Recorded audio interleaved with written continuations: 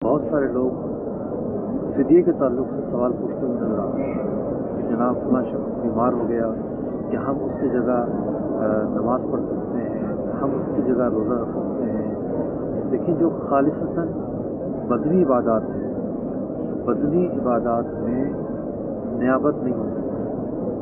यानी जिस पर नमाज फ़र्ज़ है वो ख़ुद ही अपना फ़र्ज़ अदा करेगा, जिस पर रोज़ा फ़र्ज़ है वो ख़ुद ही अपना रोज़ा अदा करेगा, और ये नहीं हो सकता कि कोई और उसकी तरफ से रोज़ा अदा कर दे।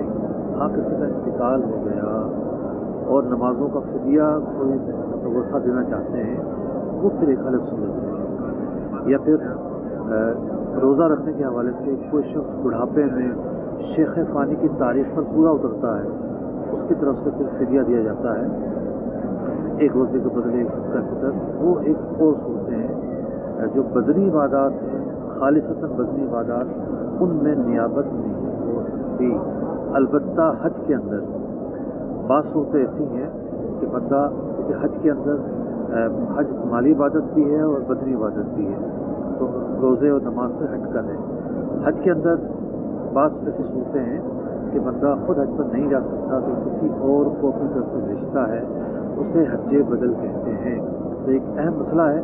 मैंने कहा चले इस अहम मसले की तरफ आपकी तवज्जो दिलाई जाए।